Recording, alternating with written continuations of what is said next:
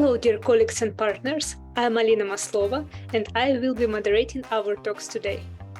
Welcome to the online conference Networking High Sustainable World. Today, we will figure out how the sustainable product helps to achieve sustainable goals. Good news in our sustainable world. We have beautiful and practical eco-gifts, which helps to start good habits and to live a life that is good for the planet. Let's listen to Nimiti Zeppert, founder of All of the Good Things, to figure out how eco-goods, in particular eco-gifts, help to achieve sustainable goals. Hi, Nimiti. Thank you. I will share my screen.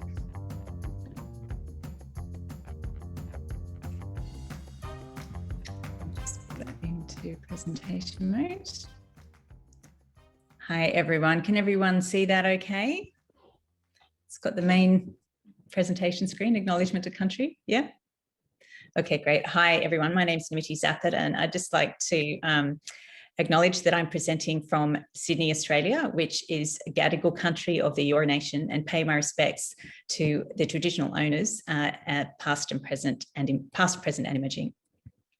So this is me. I am founder of All of the Good Things, as I was introduced. I also wear another hat where I'm chair of the Fair Trade Association of Australia and New Zealand. And so I will be talking a little bit about how that has influenced what we're looking at today, which is a little bit about all of the good things, which I do sell eco-gifts.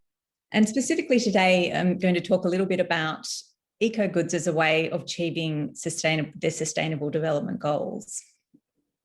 So to start with, I thought it would be just good to take a moment to look at the Sustainable Development Goals to remind us of what's there. I know those of you on the call probably quite familiar with them, but there are 17 of them.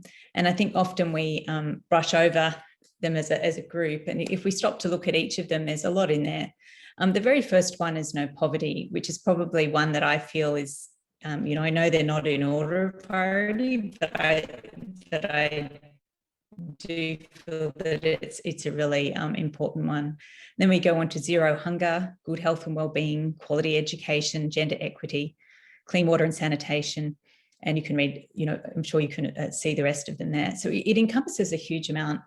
And I think one of the challenges for us as we think about how do we work on these is how do we bring this together in a way that's digestible, in a way that we can actually action things without becoming overwhelmed.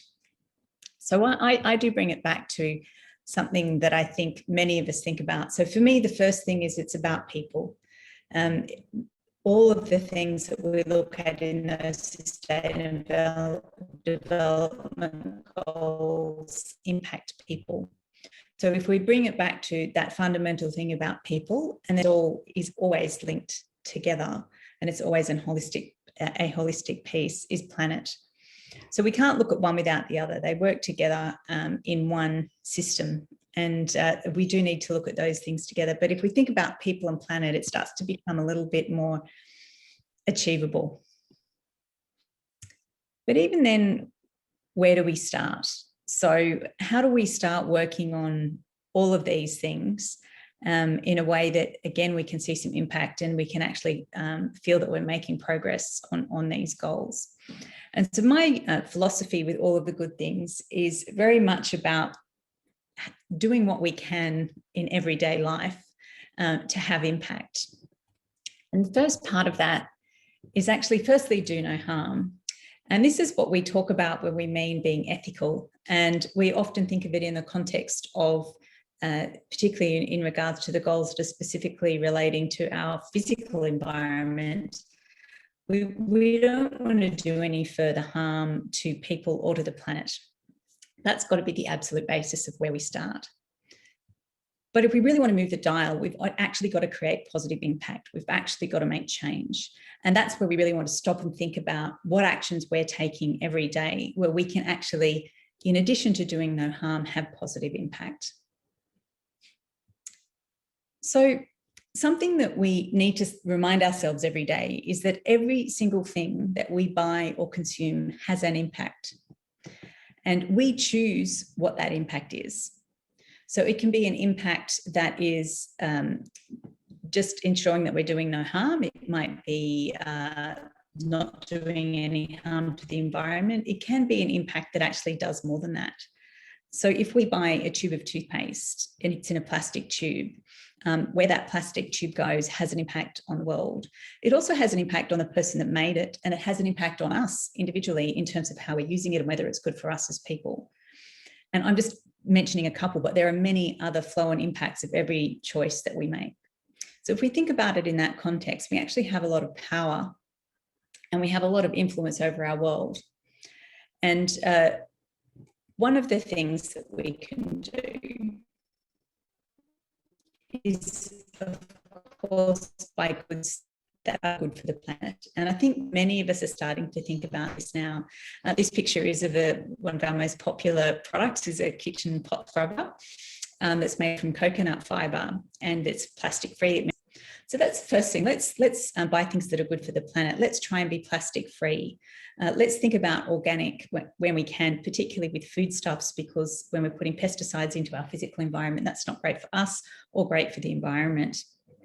Let's try and ensure that what we're doing, what we're using is either compostable or at least recyclable.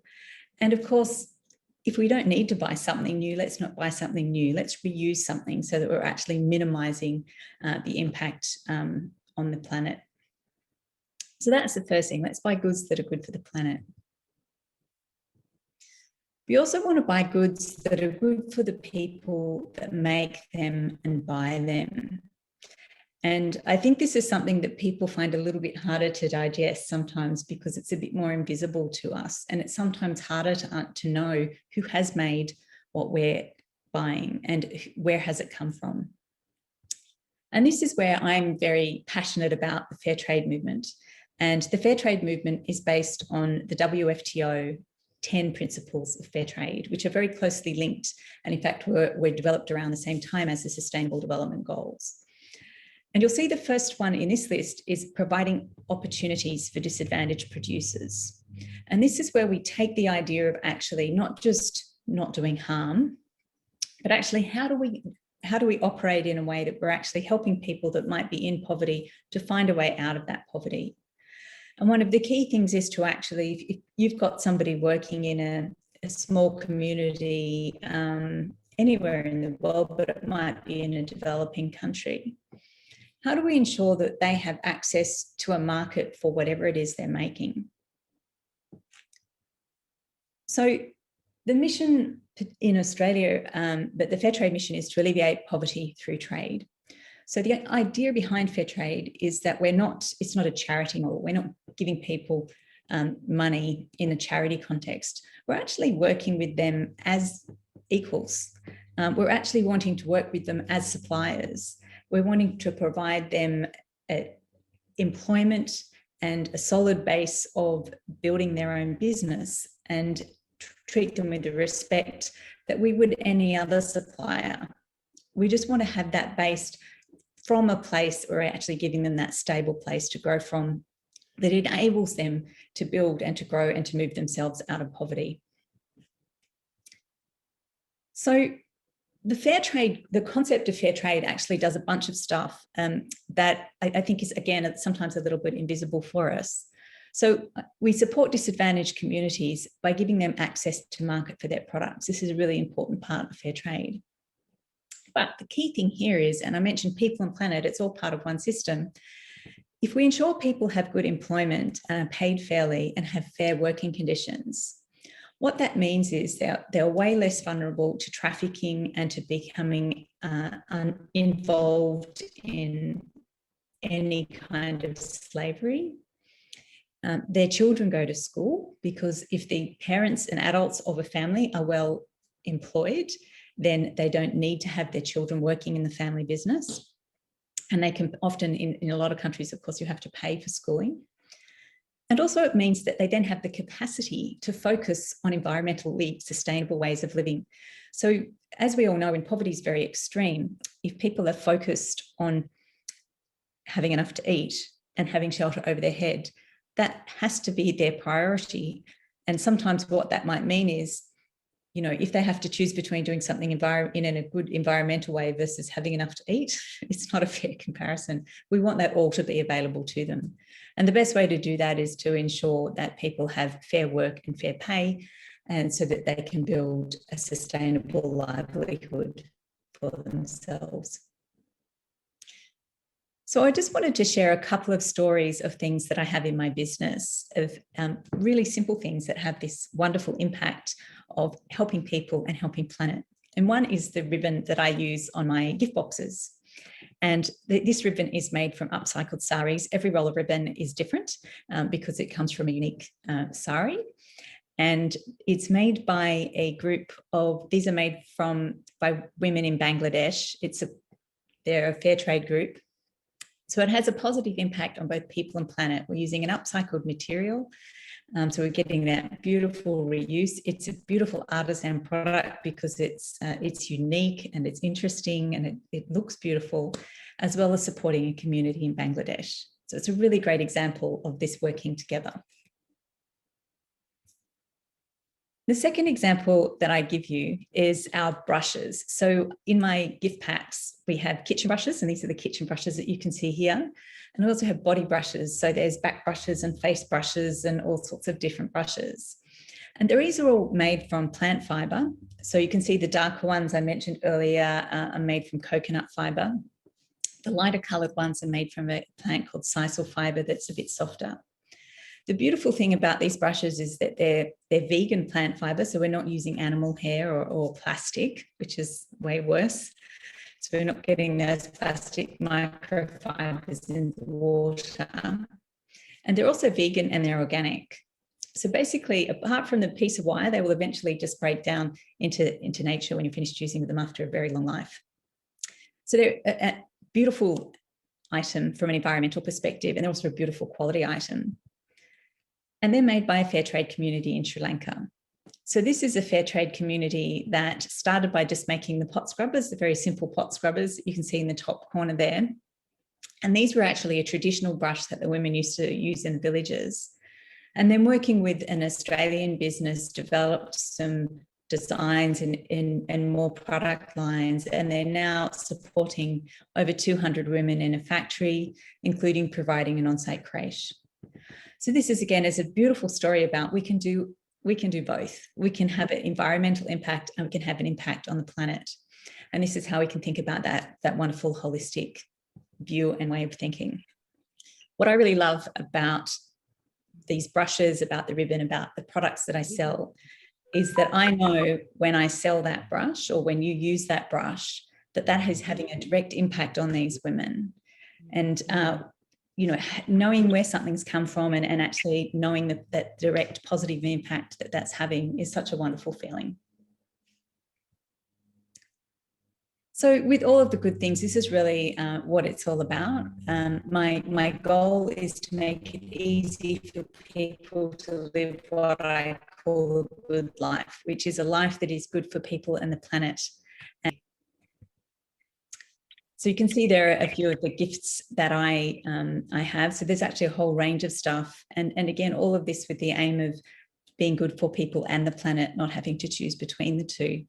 The gift boxes, for example, are all made from recycled cardboard. You can see there's some other items there, reusable hand wash, where you, instead of buying a new plastic bottle every time, you refill it with a beautiful powder. So there's lots of wonderful ways that we can work on that. So I guess the key thing really is I come back to is first we do no harm and then we do some good. It's a very simple idea. And that's how we achieve the Sustainable Development Goals with our everyday choices. And the really great thing is it also gives us a really good feel. It feels great. So yeah, so I'd open it up for questions, I guess. Thank you very much, Nimiti. Maybe I have a question. Yeah. I think I'm curious. I wonder why do you use the model of marketplace with local trade? I mean, what advantages you as experts in this field as a professional can see during the whole the time when you're working with them? Maybe some advantages that we can't see in big places, big markets, something like that. Yeah, sure. So I guess one of the advantages of working directly with the artisans in this fair trade space, I think that's what you're asking, is that you actually get access to some beautiful products that you wouldn't find otherwise. So, for example, the ribbons, for example, this is a small group of women that they source the saris themselves, and they've developed this product, and it's not something that you can buy everywhere. So it gives it a uniqueness, and it gives it a beautiful level of quality and a beauty about the product that I think the people that are buying and using the product really appreciate. So you can differentiate yourself from the mass market, I guess, by having really different, interesting artisan-made things. Very interesting. Yeah. Thank you very much. What difficulties in your field are they? I mean, what difficulties in the field do you have? Yeah. Yeah, I guess, well, I guess like any business, there's lots of things, lots of ups and downs can be on the way. I think, certainly during COVID, one of the big difficulties is supply, it was impossible to get supply from around the world. So that's been recently a very big challenge. And the increasing cost of freight is a huge thing at the moment. So it just means the overall cost of creating and shipping and then for the end consumer goes up. So that's a big challenge. It's a challenge that pretty much every business is facing though, but it does mean that, it impacts what you can do. I think, I guess certainly COVID had very big impacts as well on the communities. So, we're kind of protected where I am here in Australia. We were very lucky in a lot of ways that we had a good medical system and, vaccine programs and all of that. That wasn't the case everywhere in the world and still is not the case. So working with that is, the suppliers certainly had challenges. I think probably the other difficulty for want of that, I probably think of it more as a challenge, is that explaining to people how fair trade works and why it's important and the impact. So it's, that's why this is lovely to be able to have this kind of conversation today, because I think people can become very fixated on environmental stuff, which is great. But if we're creating, for example, a beautiful environmental product, but we're not thinking about how the impact it's having on the people that are making that product, then I think we're missing something and we're not quite really looking at things in the holistic way that we need to. So getting that message across and helping people to understand the positive impact they can have with just making a few different choices is, I guess, one of the challenges. Yeah.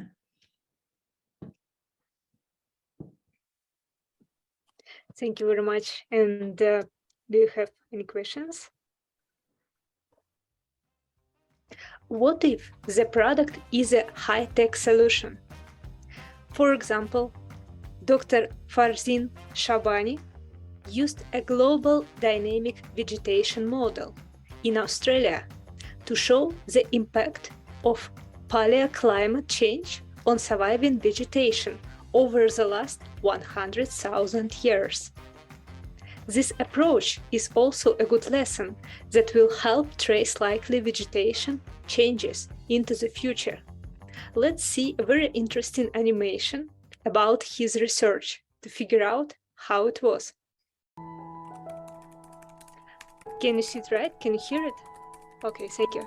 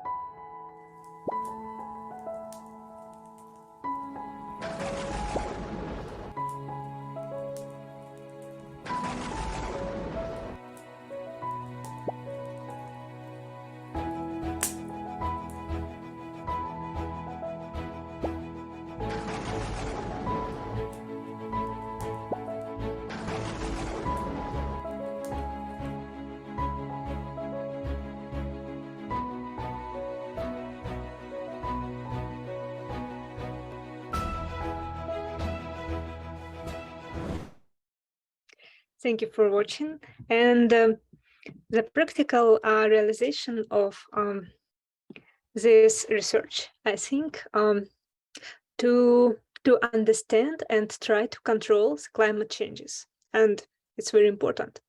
And let's listen to our Spanish guest. It's very interesting to provide an international connection, international communication. Ekaterina Markelova. Ekaterina Markelova is founder of Nanoresonance Industries. And now we will figure out about the so-called frequency-based technologies for clean water and energy. Let's figure out what is it. Hello, Ekaterina. Hi, everyone. It's a pleasure being here at this conference and listening to all your talks. Let me share my screen while we're solving technical questions. I'm based in Barcelona, in Spain. Our company is based in the United States, and originally I'm from Russia. So it's international cooperation. And as well as my studies, I studied in Russia, then in Germany, then in France, then in Canada, and then in Spain. So I think my lifestyle is always learning something new. And hopefully today I will share some of my biggest inspirations and motivation. Please let me know if you can see well my screen. Yes, we can see. Thank you. Yeah. All right. So today I would like to share about our new technologies that are based on frequencies and the resonance. And we apply these technologies to treat water and also to produce clean, sustainable, and even regenerative energy. And our mission is innovation in resonance with humans and nature for the fifth industrial evolution. And I would like to highlight that it's not a revolution that we are looking for. We're looking into the evolution of technologies along with human consciousness. And this is very important part or even heart of our consortium, that we are not only developing the technologies, we are also closely interacting with all the stakeholders that can be influenced, impacted, or collaborate with us.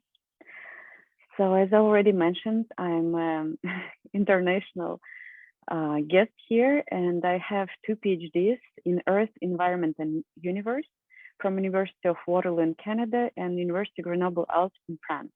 And I'm an expert in biogeochemistry, which is an interdisciplinary field itself.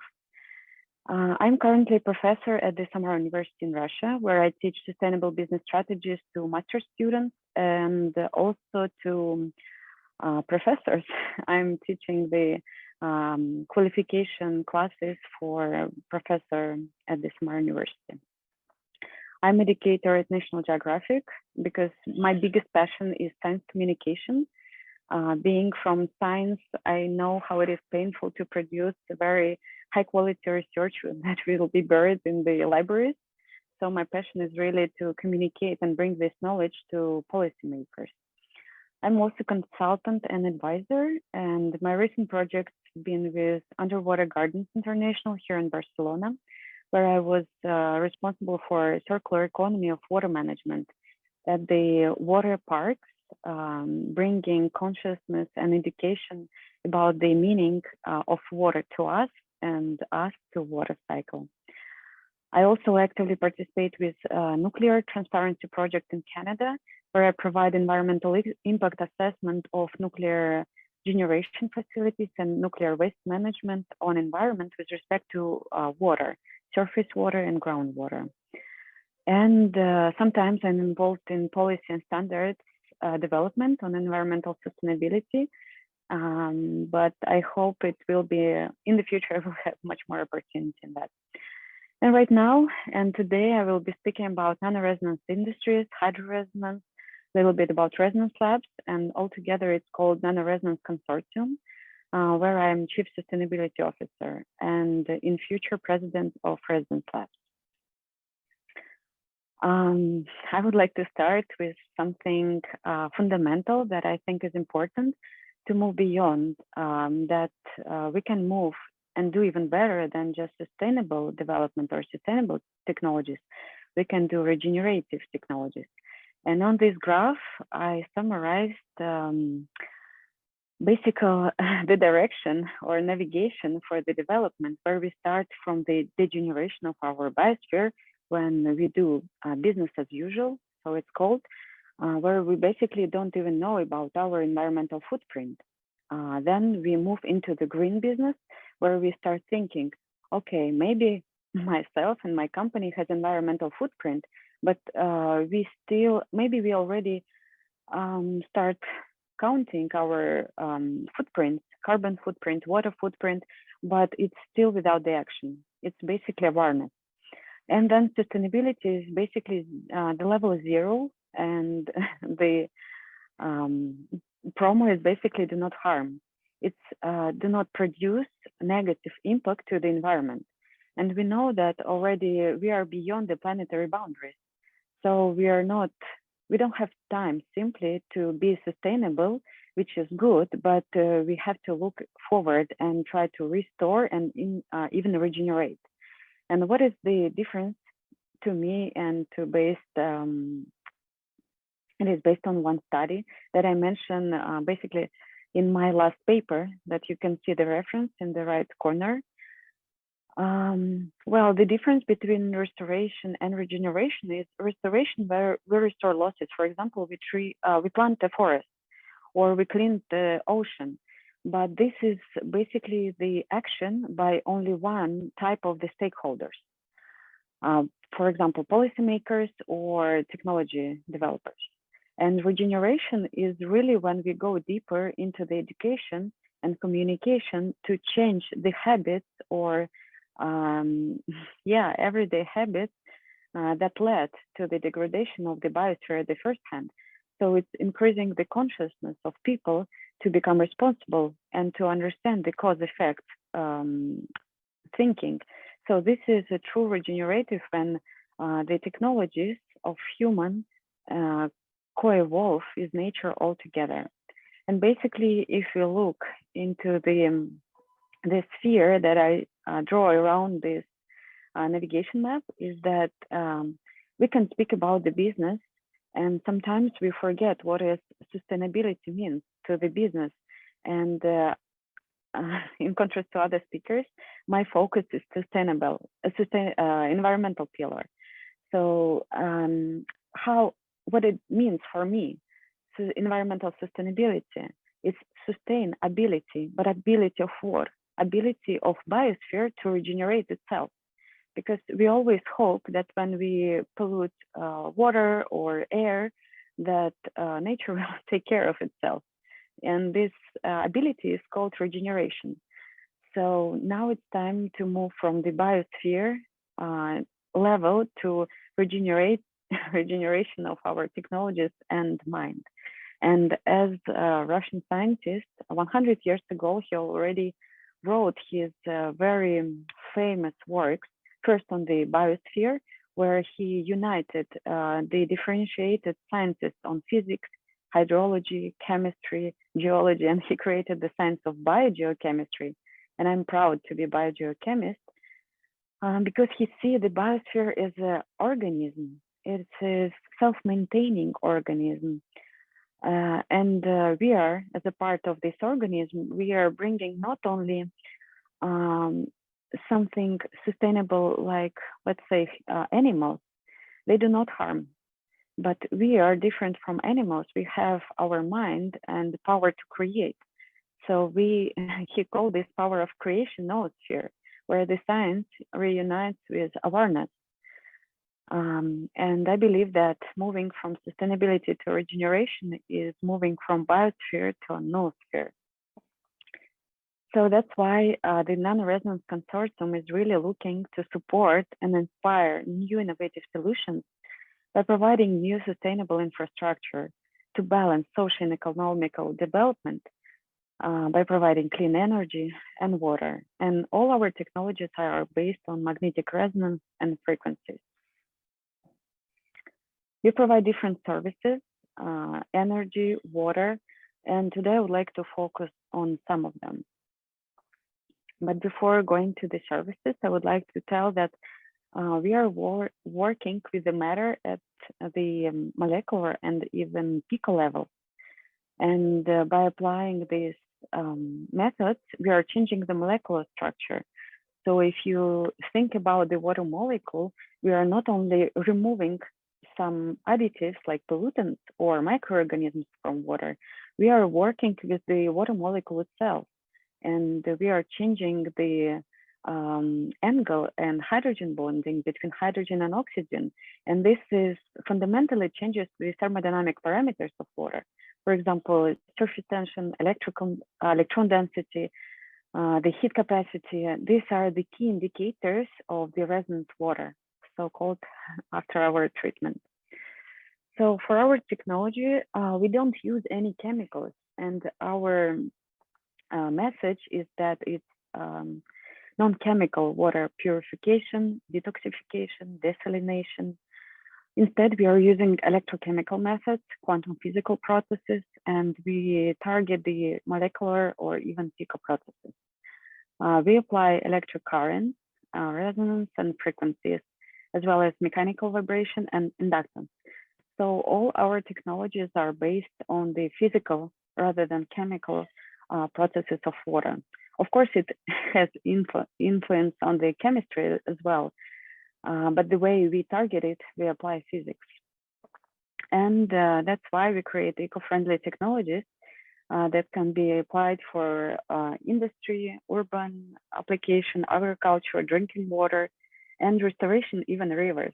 A little later, I will mention about our hydropower, that we are not only creating the energy out of flowing river, we're also cleaning river. So it's a double benefit. And here, just a diagram of how from saline water or polluted water or from contaminated water, we create clean, desalinated or disinfected water. And basically our technologies, they provide savings in energy, which is the first interest for the companies and industries. Because unfortunately, sustainability is interesting to big players only when it brings economic profits. And thankfully, we provide this economic profits. So that's why we have a big interest from big companies who work with heat and cooling systems. And it's basically almost every energy producing companies. Our also technologies provide faster processes. I will tell a little bit later about this. And since we are not using chemistry, we don't need chemical additives, so we don't need to pay for them. We don't create polluted waste. We don't have to pay for treating it. And basically, when we create or alter the water, the resonant fluids, they become cleaning agents for the piping system itself. So the piping system and other technologies such as hydroturbines, they do not need maintenance. So there are many, many benefits at different levels of sustainability. And here I just demonstrate some of the equipment that we apply for treatment of fluids. It is fluid conditioner, it is Flagger, Zero Bacteria, and UPOD and ozone generators. And you can always read more about our technologies at the website, nonresonance.org. You will see the web links at the end. To summarize the benefits of our frequency-based technologies, we have the experience of more than 25 years, but it is slowly getting attention and acknowledgement. So we are being recognized mainly only for last 5 years, and we see the big demand right now. So I would say it's emerging technology and it's very solid innovation. As I already mentioned, is environmentally friendly method. We produced almost no sludge, so it's low waste technology. We do not require chemicals, so we don't produce any pollution while treating pollution, which is sometimes ridiculous. When we clean water by adding chlorine, which is hazardous not only to our health, but also environment, it is a little bit, I would say, out of age to contaminate water during the cleaning the water processes. We produce faster processes, and for example, desalination is faster because there is also reduction in the pressure to the membrane. Because again, we are changing the water structure, so it has different properties to be passed and pushed through the membrane.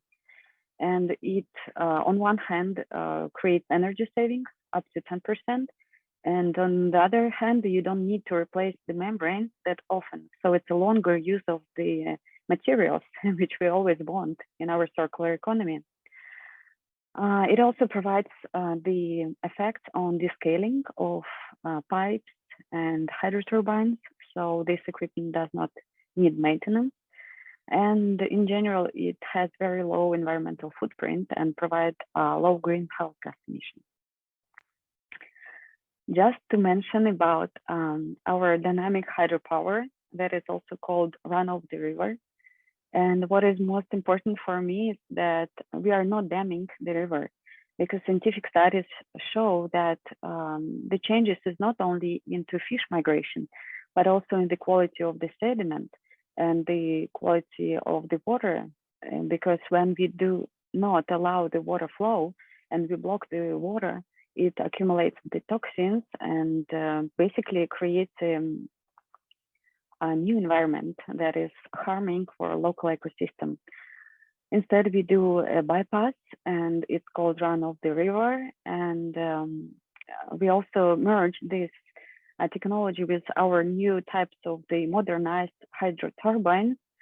And along with the nanoresonance technologies, we able to use less water to provide more energy. We use Kaplan and Francis turbines that already increase the energy efficiency by 30%.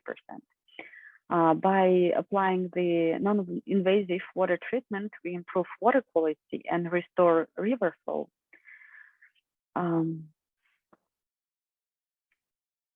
And soon we are opening the resonance labs that I mentioned, and I will be the president.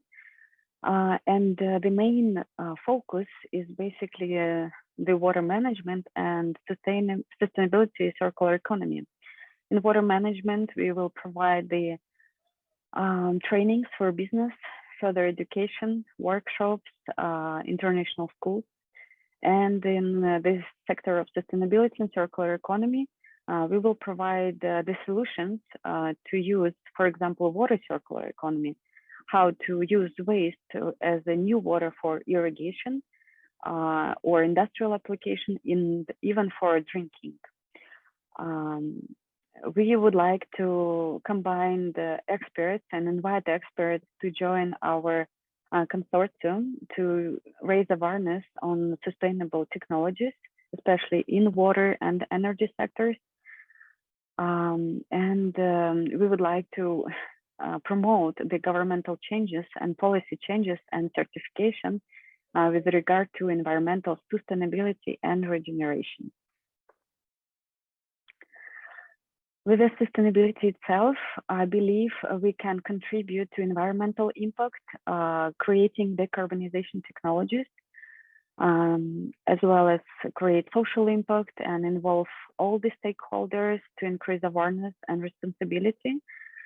My passion is science communication, so that it can be heard by policymakers and everyone who are taking decisions can be informed, such as even us in everyday habits. And ideally would like to create within the next 5 years a new ISO standard on the resonant water as the model for the regenerative technologies. We are covering, that's why, different and various sustainable development goals, and we have some priorities, some secondary goals, but of course we would like to target not only environmental sustainability, but also social and economic. And you can always find me on my email or our web address. If you have any questions, I would be happy to answer and to discuss. And anyway, if you don't have questions now, maybe you can have them later. Right now, we are hiring different experts, and I will be publishing it at LinkedIn pages. Sorry, I didn't place here my LinkedIn page, but you can find me by my name. And not only hiring, but we also would like to collaborate with the community of sustainable experts in different disciplines. Thank you for your attention. Thank you very much, Ekaterina. You touch a lot of different fields, and it's amazing. I would like to answer. I explore your website, and I found very interesting practical solutions. As far as I understand, it's called Nanobel. Am I right? Yes, this is our smallest technology. Uh-huh. I don't have it with me here. Well, yeah, I would like to. I would like to show. Yeah, I would like to demonstrate. No, I will bring it just a second. Sure. It's very interesting. It's like a pen, and as far as I understand the technology, you should put it in a glass of water, and it cleans the water, or it cleans the water, or something like that. Yeah, let's figure out how it works. It's interesting. Well, this is the Nanobel. It is our smallest technology, and it is made of the rare earth elements. They're inside. In the amount and qualities, chemical and physical properties that altogether create the extremely low frequencies, which are in resonance with the Schumann resonance. And it is creating the electromagnetic field and covered by medical grade silver. So this field is about 60 centimeters around the nanobel. And basically every matter that is in this area of this device, it is getting the harmonization or resonance between this area and the Schumann resonance. And Schumann resonance is the frequency of our planet. In solar system, every planet has its own unique frequency. So it is as a finger footprint for the space energies to interact with our ionosphere and biosphere and lithosphere and even the core. So this device is basically the ringing the frequency of our planet, and by default the frequency of our planet is for harmonization of all living beings. So this device helps to harmonize and bring to this primary state of initial frequencies any kind of matter. It could be water, and for water I put it in the jar with my water, and not only changing the frequency of water, it also affects the chemical parameters. When we speak about water nowadays, we mainly speak about chemistry of water, saying if it is too much of chlorine or pesticides or heavy metals. And basically we speak about microbiology of water. We are speaking about if there are pathogens that can be harmful to our microflora. But with this device, I would like also to open new field that is physics of water, because with this device, changing the structure of water, we are changing the thermodynamics of water. And this is basically the surface tension. It is decreasing, and it is become similar to the surface tension of our biological water inside of the cells. So this water becomes more bioavailable for drinking, for example, or for plants. And what I also wanted to mention, from the chemical point of view, this provides oxidation. Basically, all of everything what can be degassed from water is degassing, such as chlorine, for example, or nitrate as a pollutant can be oxidized.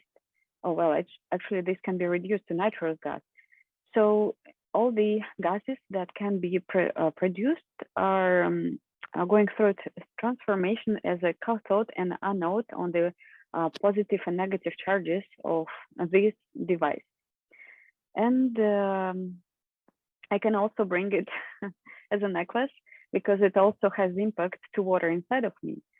So this is a personal device, and actually we are not selling it to big clients. Is more like a personal communication, and this device helps me to start communication.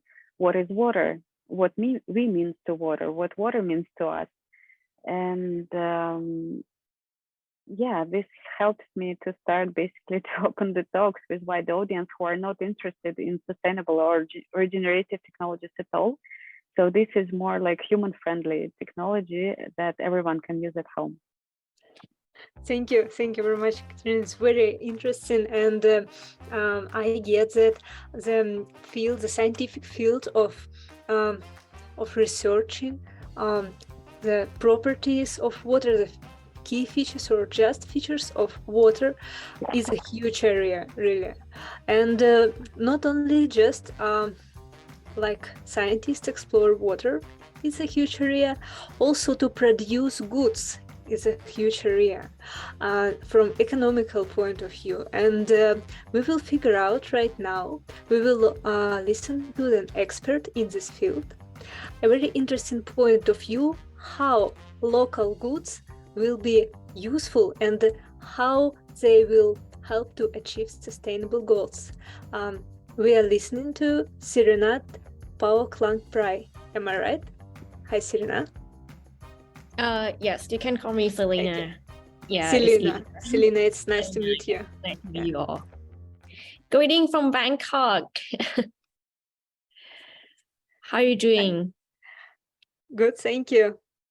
Hi Okay. from the USA. Right now it's 3 a.m. Wow, just so early, 12 hours apart. Okay, let me share my screen then. Greetings from Bangkok and Thailand. I'm Selena, I'm the founder of Good and Green, and we are selected and sustainable supply from the South Thailand, where I'm from. Its starting point like 2 years ago is like when the COVID happened in Thailand. And I was working in hospitality and tourism sector back then. And with the COVID hit, so I just went back to my hometown in the South, where I was apart for like almost 10 years because I was in Bangkok. And this was our starting point of everything, that it reconnect my root, my hometown, my family, and the people, local community there. Next, please. So our vision and vision, so we are like social enterprise that we aim to bring together local and global community. We are Thai Southern gastronomy and sustainable living. Yes, because I have my expertise in like food and beverage, and also my passion. So I would like to use the gastronomy or food as a medium to get to more people. And our mission is to advocate and merchandise local supplies, especially in my hometown currently, to the new market segment, and emphasize like value added and also zero waste practice, as well as community development in my hometown as well. So let's see where it is. Nakhon Si Thammarat. You probably have not heard. Next, please. You probably have not heard. Is this in the South Thailand here? You see the white pagoda here. It used to be a capital town in ancient era, before Siam was like established. Yes, and there was a Kirawong Valley.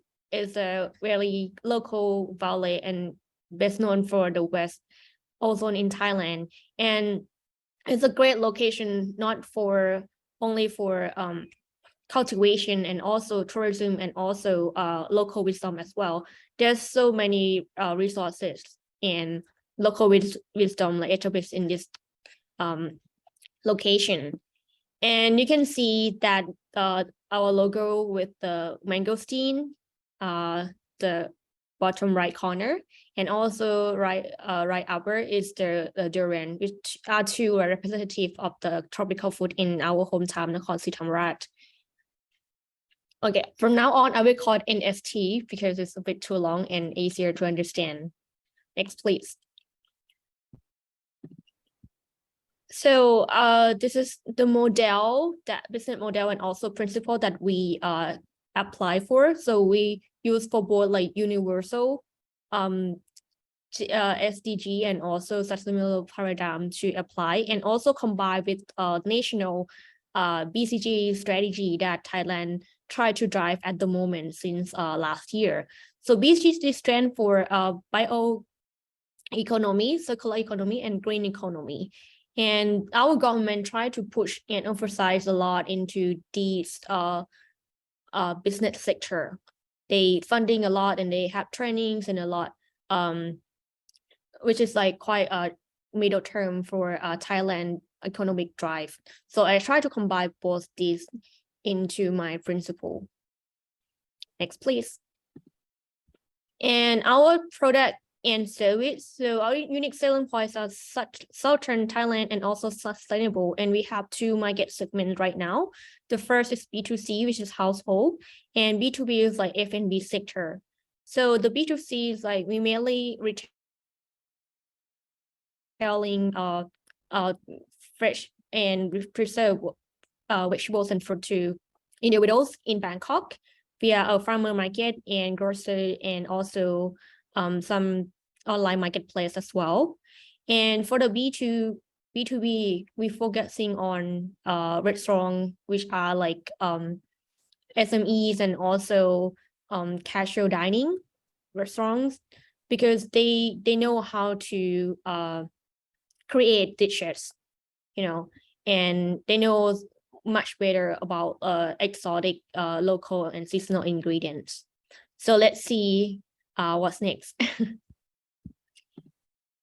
So for taking action, we try to start simple and small, but can expand and more. Like the first principle that we focus on is authenticity. So when we talk about authenticity, is agriculture that we focus on geographical indication. So it's basically it's like IP for agriculture in Thailand. So in my hometown, this is the fruit that it called Siam pomegranate pomelo. So this is obtained GI already, and the GI is help to protect the identification for the fruit, like based on only in specific area, which is my hometown. And upcoming will be Kirong mangosteen. The mangosteen, the Kirong violet that I mentioned earlier, that one is still under process. And next, we add value added. So we work with the chef and so client co-creation for gastronomy. So you can see that we use the pomelo pomegranate into dishes like this. This is how it looks like, and the customer love it so much.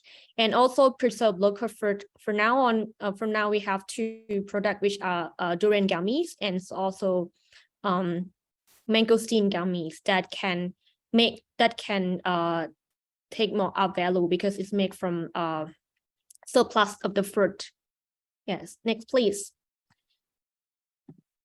And two more. So we're working on packaging. Yeah. So we minimize and eliminate the use of plastic. So you can see in the photo on the right corner that this is the wrap that made from the betel bark. So it gives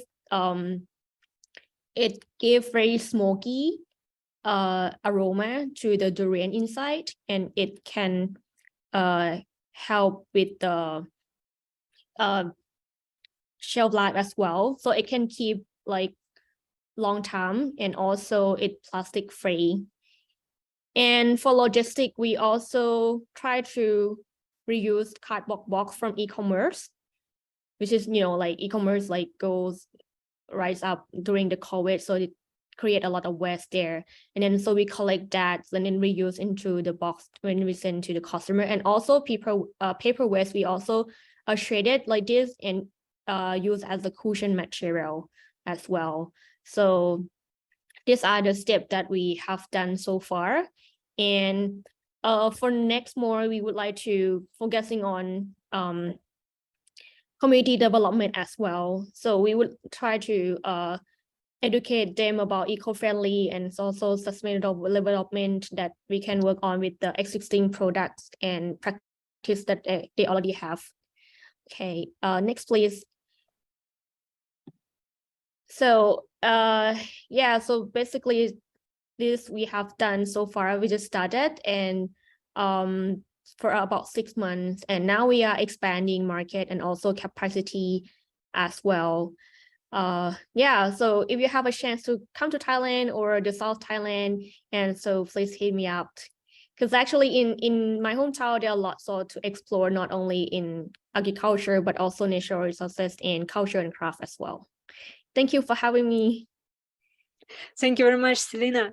It was very interesting and very extraordinary to have a chance to look at local Thai food. And I have a question.